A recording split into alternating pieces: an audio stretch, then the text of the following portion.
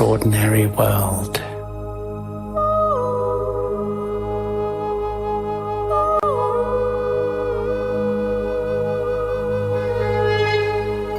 Nearly 8 billion human beings, 195 countries,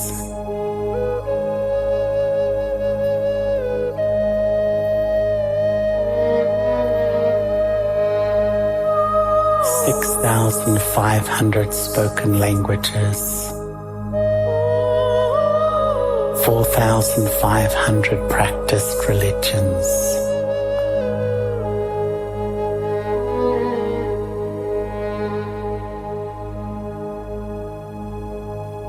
This is our beautiful human family.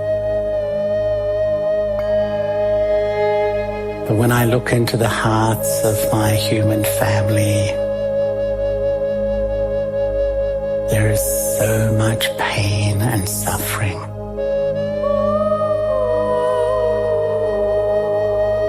Deep in the core of my being,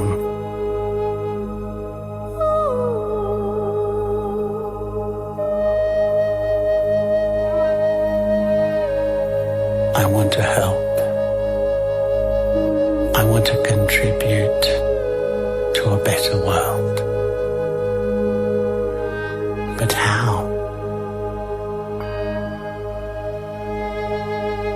First, I need to step into my own power and then become the angel of benevolence.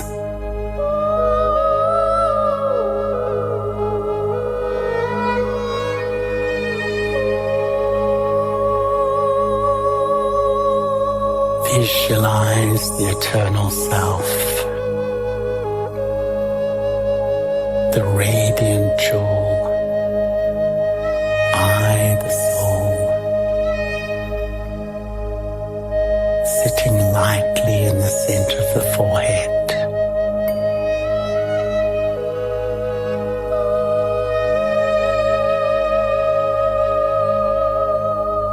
Just feel yourself going beyond all the labels of the body.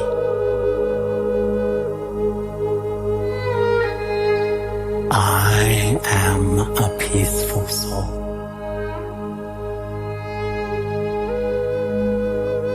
And in this state of soul consciousness, I turn my mind to the divine.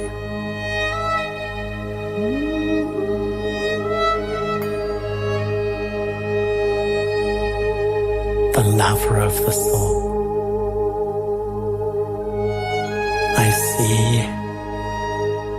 a beautiful light, the Supreme Being.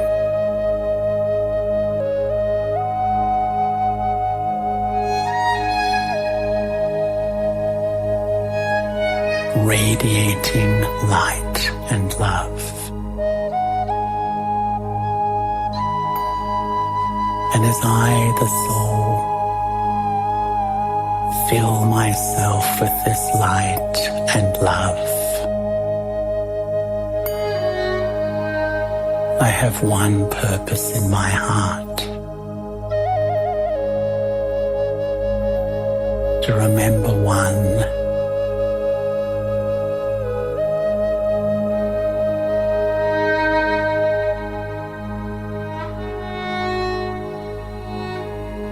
and become the angel of benevolence. This is the most beautiful life.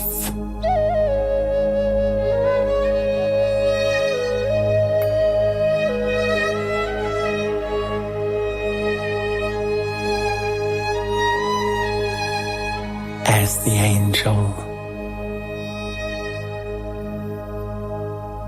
I spread the feelings of love and compassion for all. I don't discriminate.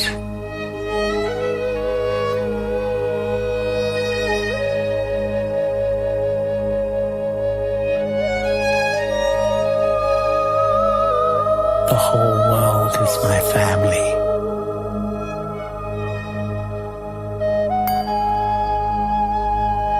As the angel, my eyes radiate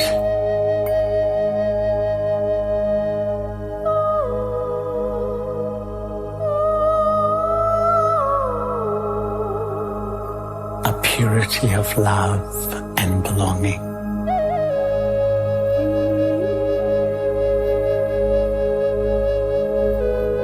My attitude makes others feel safe and secure.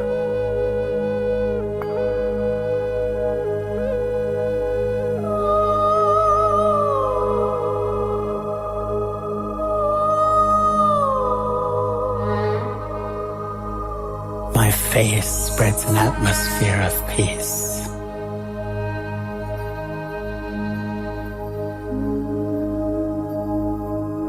Seeing the state of our world, let me become the angel of benevolence. Whoever I'm with, wherever I go, I spread these vibrations of goodwill.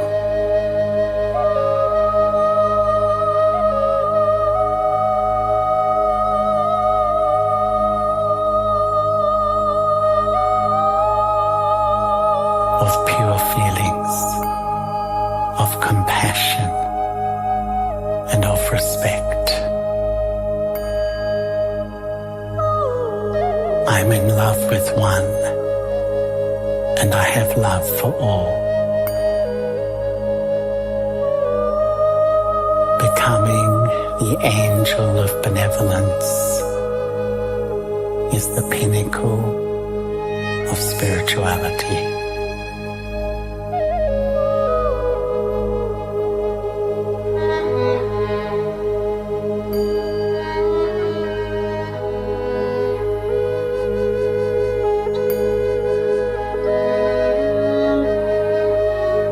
Wherever I go,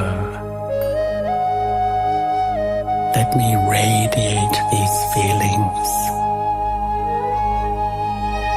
to my human family, into our world.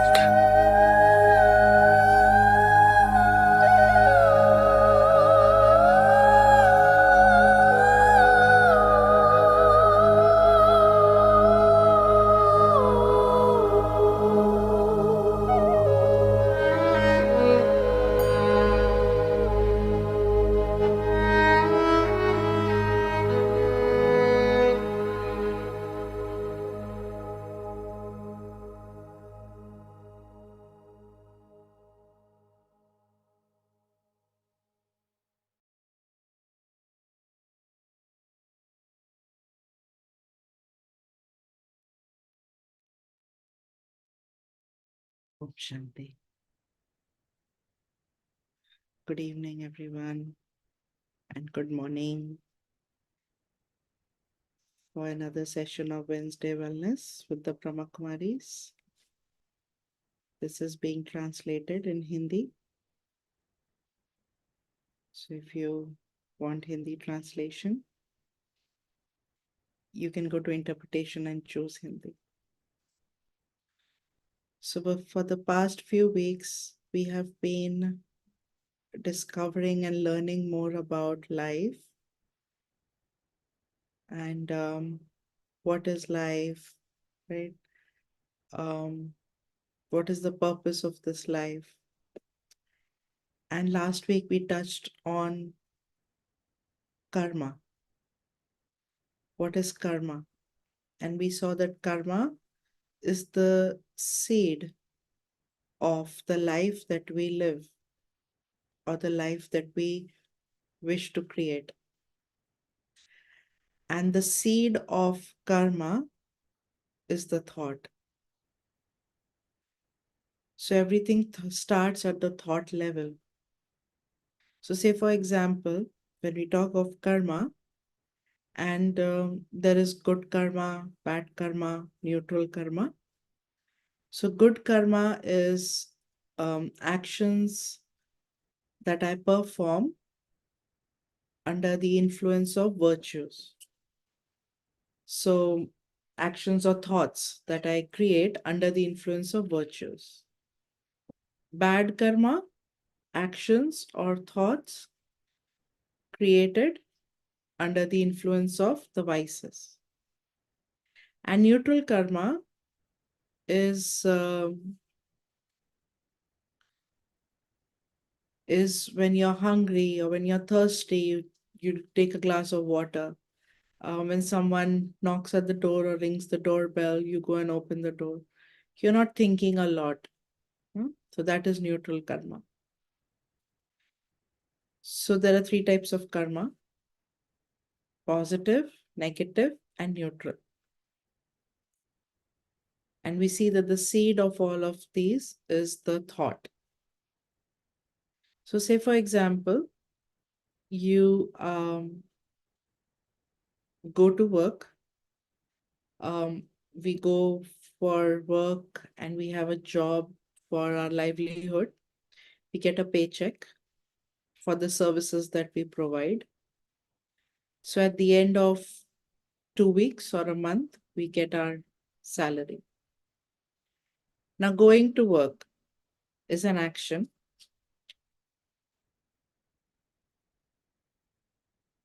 How do I go to work? The intention behind that action is also very important. In the Bhagavad Gita, for law of karma, it states clearly that perform your action and don't look at the fruit of your action. But what is important is the intention of that action, the intention behind that action. And the intention starts from the thought. So, say for example, we go to work, but every day I go with this negative energy where I don't like my colleagues or I don't like my boss, or I create these thoughts where I'm not happy. And I know that I still have to work, I still have to keep this job because I need the paycheck at the end of the month. So I need to keep the job. I'm performing this karma. The intention is clear that I need a paycheck, I need a job, I need the income coming in. But the consciousness with which I'm performing that action is sowing the seed. Now, what is the return that I will get with that kind of consciousness? Some people keep complaining about their work, and someone told me the other day, who likes their job? Nobody likes their job. And on the other hand, we have heard all these, these thoughts or these quotes where, um, work that you enjoy doing and you will never feel that you have worked. Right? So create your passion, your hobby as a job, and you will never get exhausted or you will never feel that you have worked.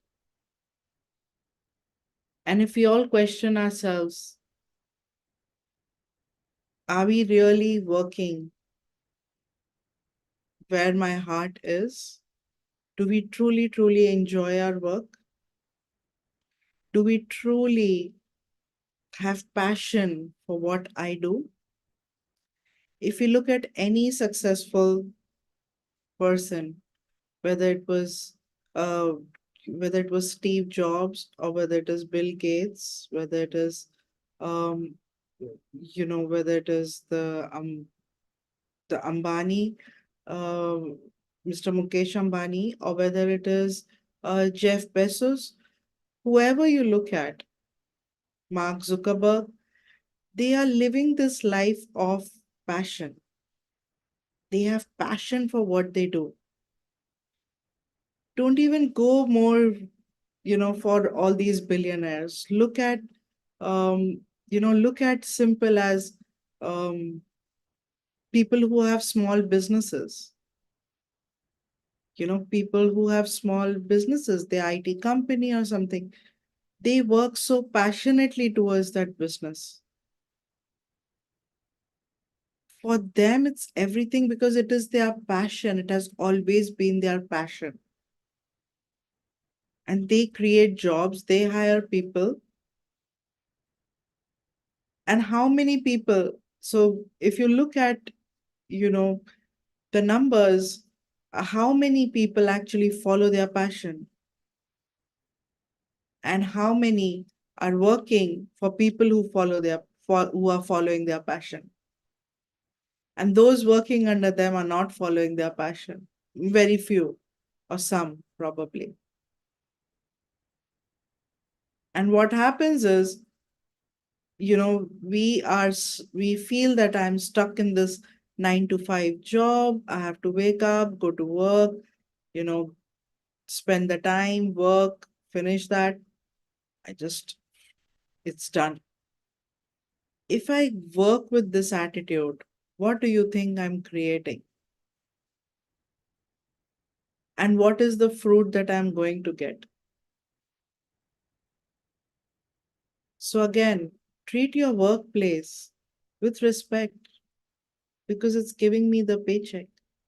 With that paycheck, I'm getting shelter, I'm getting food, I'm providing for my family.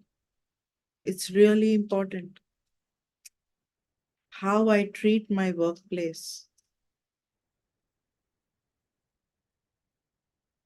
In India, in the olden days, people, when they went to their workplace, they would actually pray after reaching their workplace.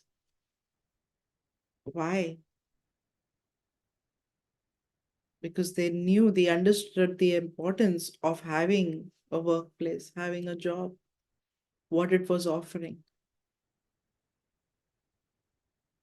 So that's karma. Yesterday I was in a meeting with someone, and the person has this habit of giving false hopes. I mean, not intentionally. Again, his intention is, I really want to help you, but he's never able to keep his promises. So what he does is, so he's the team leader, and he promises his team that, I'll take care of this, you take care of this, and he never takes care of it because now he's drawn towards. He has like 10 people in his team, and 10 different people are pulling him. So to each one of them, he promises the same thing. And at the end of the day, he never gets done because he doesn't get the time or the bandwidth to even complete what he has promised each one. So yesterday I was telling him that, do you know what karma you're creating? Because you are promising one thing, you're not delivering, your teammates are holding on or expecting you to do that. You are under delivering. Now what kind of an impression are you creating as a leader? Leaders live by example, so what are you setting example as? And now they are creating these thoughts towards you that, he never gets it done, we have to end up doing it, he promised. But so all that negative energy, all these thoughts are coming towards you. Do you realize like what karma are you creating? And it just struck him. So I didn't think of it this way. And that's true, right? So many times we take things lightly. We promise something, we say something, and I didn't mean it. And sometimes, we would say something to someone and say, just kidding, I didn't mean it. We are creating a lot of karma with all these things. Many times the word karma is used as something heavy, right? But even the good things that we perform is also karma, right? So karma is not something related to only suffering. Karma is good, bad, ugly, everything that's coming to me as a return of as a return of what actions that I sowed in the past. So it's not just negative, right? It's not just suffering. It's not just bad karma, but there's good karma too. Many times people say, oh, it's just my karma. It's just my karma for something bad. But if something good happens, do we say, yes, that's my karma? Probably I have done something good in the past, and I'm reaping the fruit of that. So, so law of karma is not just about suffering and just about, bad things happening. It's also good things happening. But again, with what intention? With what intention am I performing the action? With what intention am I performing that karma? Am I performing with some expectation? Am I performing because I want to show others? I want to prove to others? Am I performing that action because I just want to look good? I'm concerned about what this one will say and what that one will say.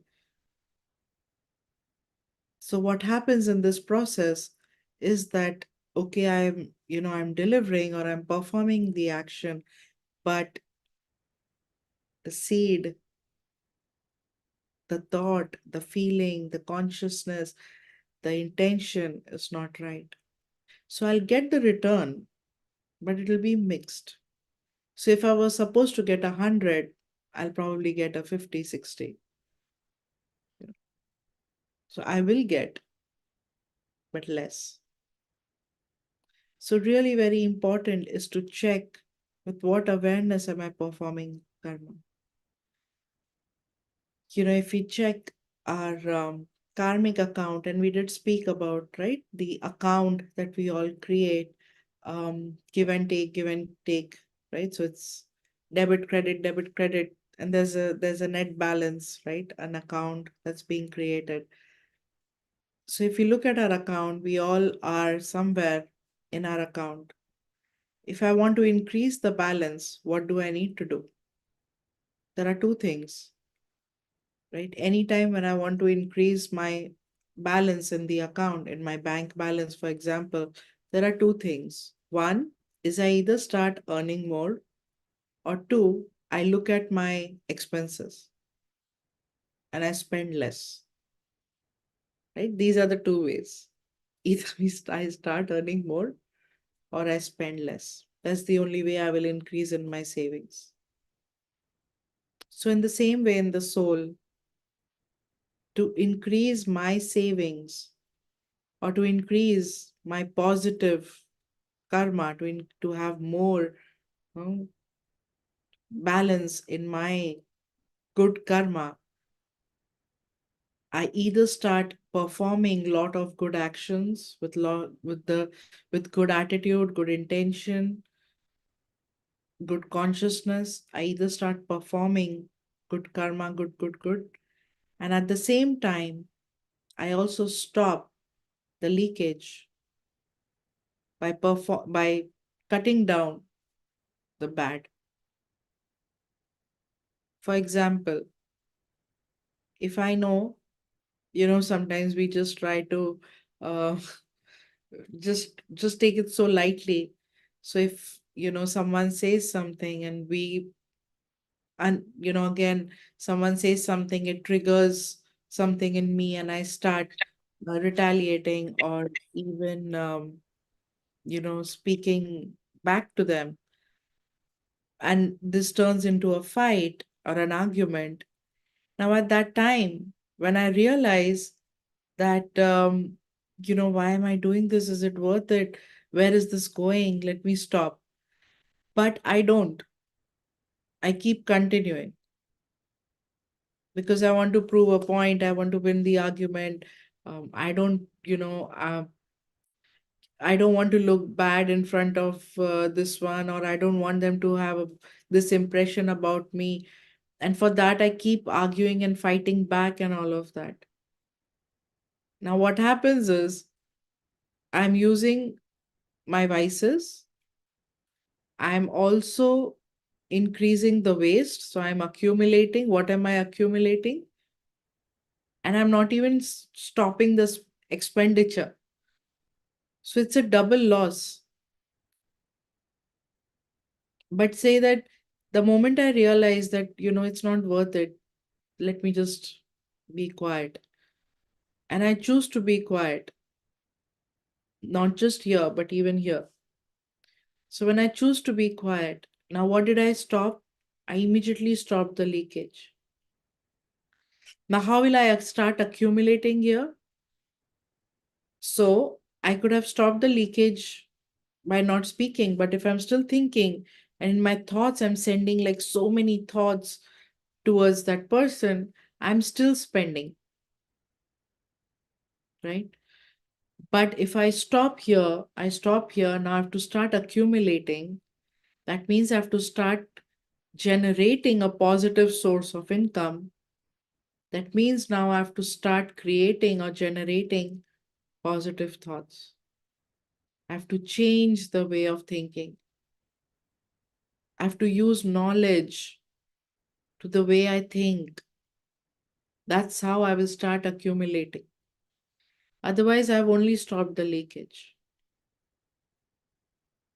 So, to accumulate means I have to stop and also start accumulating by generating elevated thoughts, positive thoughts. That's how I increase my good karmic account. The everything else gets settled. So when you wake up tomorrow, of course, in the US it's 4th of July and it's a holiday. But when you wake up tomorrow morning or Friday, when you're ready to go to work, with what thought, with what awareness are you waking up?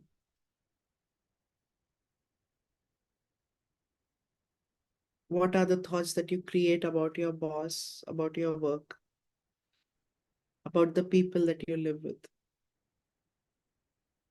Do I take them for granted? Do I take my relationships for granted?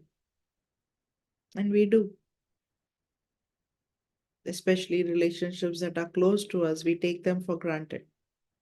We hardly appreciate them. We hardly, say thank you and please because I've taken them for granted. I know they'll take care of me. I know they'll do this. This is what they've been doing. But start saying thank you and please. Because our biggest karmic account is with each other, with people that we live with. That's our deepest karmic accounts.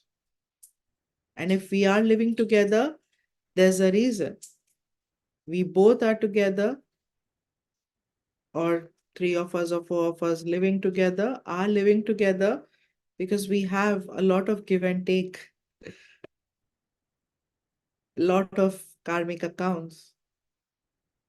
And how do I want to, take care of that? What do I want to give and what do I want to take? It's totally up to me. Even taking is up to me. Nobody can force something. Many times we say that you gave me sorrow, but how can someone give me when I don't choose to take it? I take it. No one gives me. I take it. But very conveniently, we put the blame on someone else that you gave me sorrow. Because of you, I feel this. You are the reason of my anger. You are the reason. Very conveniently, we put the blame on others. But actually, it's me. I give and I take. When I start taking responsibility for my thoughts, feelings, emotions, and change my thoughts, feelings, and emotions,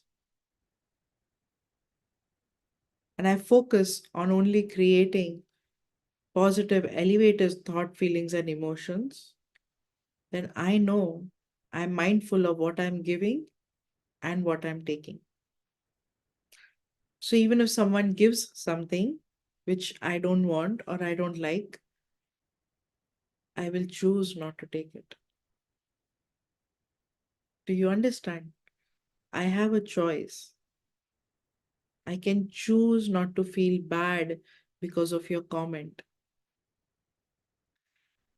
With a lot of things on social media, many times, the comment section and people do troll and comments and all of that, right? So much happens. And it's totally up to me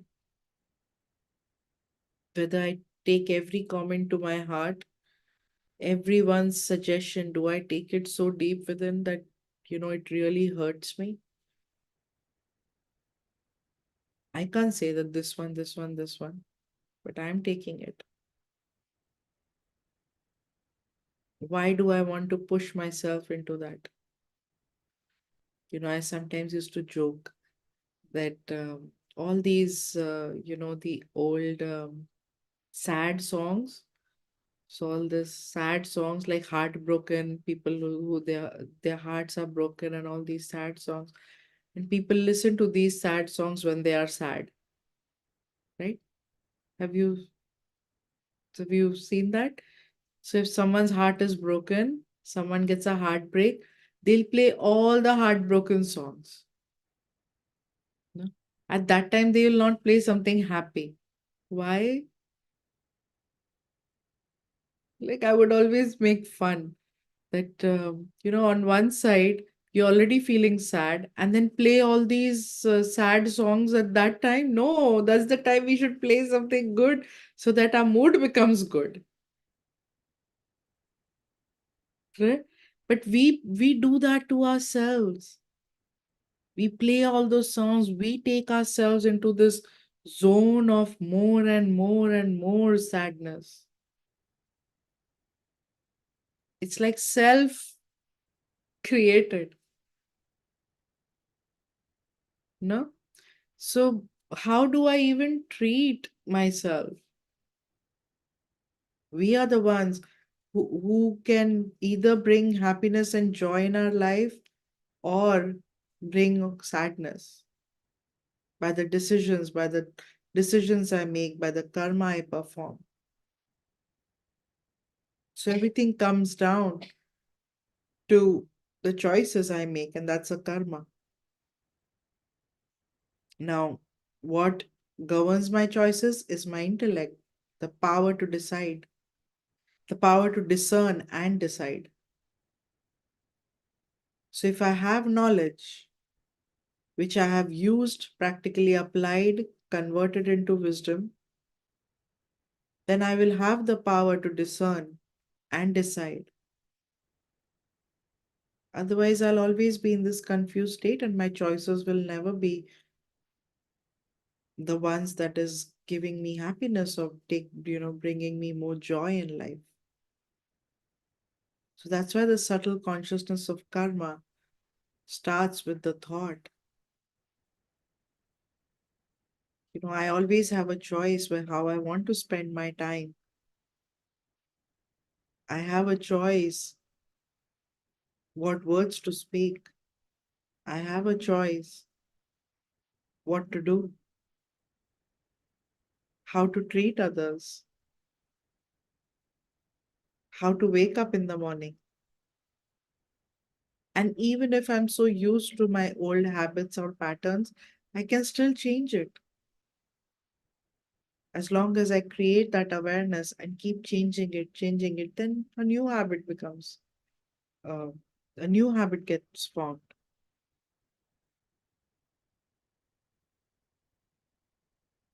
And so I keep this consciousness of how do I, when this thing a few years ago, right, this thing had come about law of attraction. The movie Secret had come.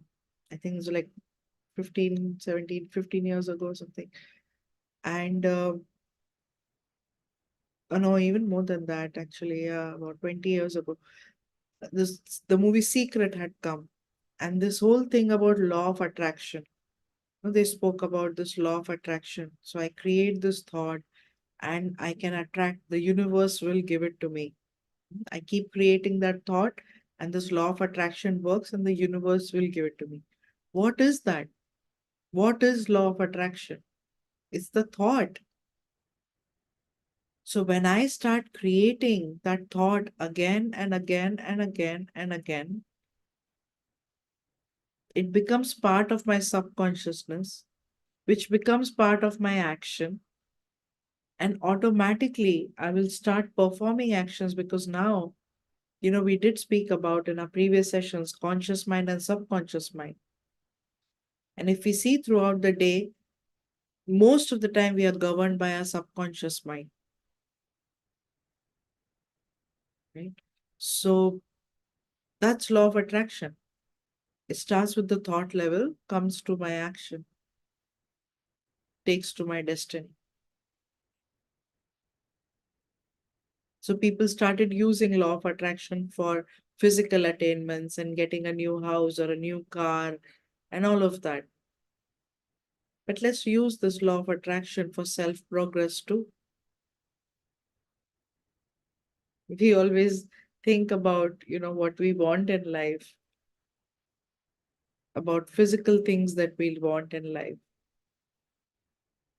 We don't use it for life itself. Let's use law of attraction for life itself. I want a peaceful life. I want a happy life. And with that happy life, everything comes.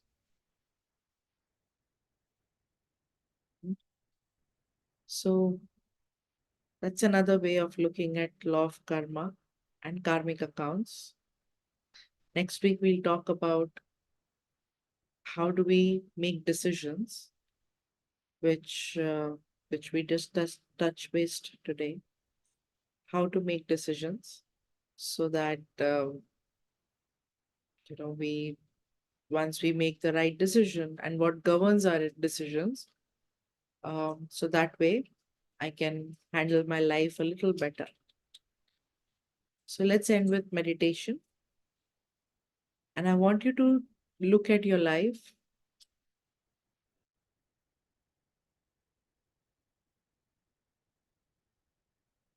in this present moment.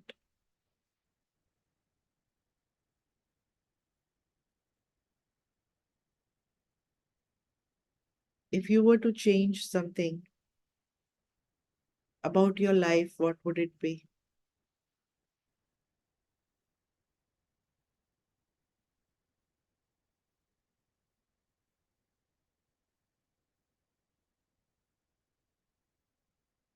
It's not the other person, but something that you would want to change about yourself in your life.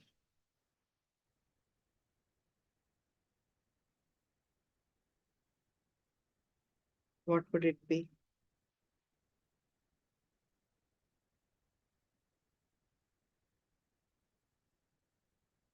And now create the thought that the change has already happened. I have sown the seed of the change that I want to see.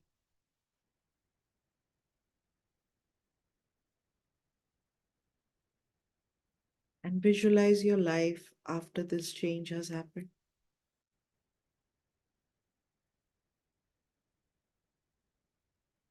See how you feel.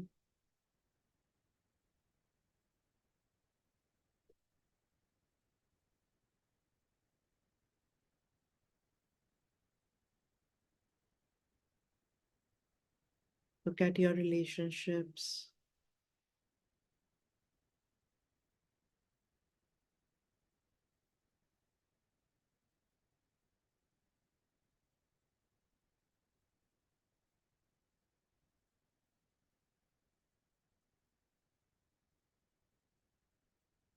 I understand that I have the power to make any change, any transformation that I wish.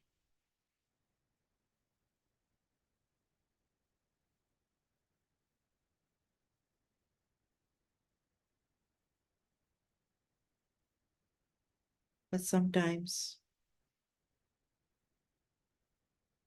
I don't have faith in my own self.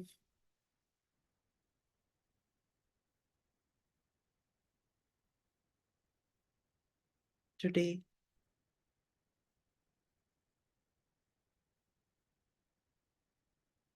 I give myself this blessing that I am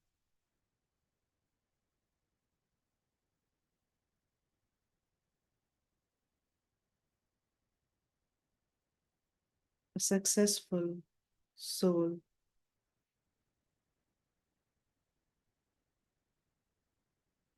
Success is my godly birthright.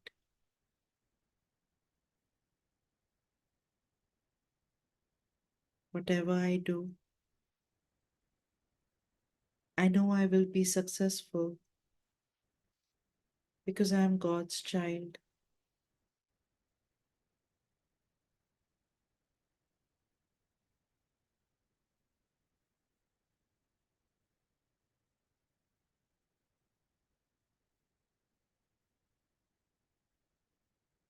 God's light, God's knowledge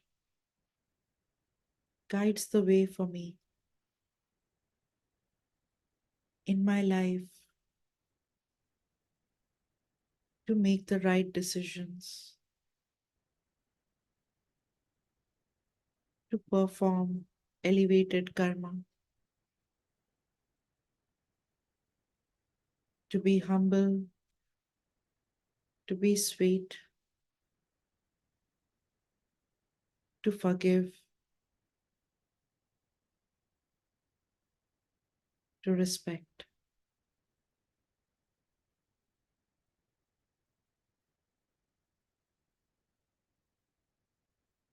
I use this guiding light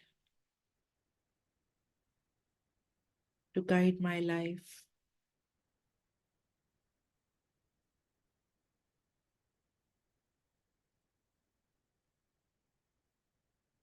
And become elevated.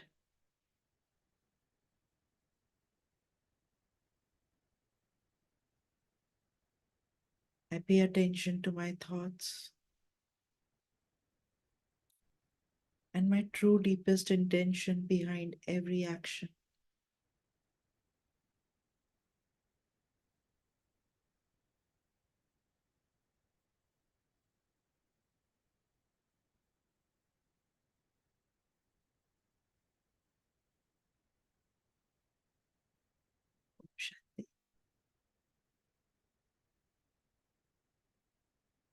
Om Shanti.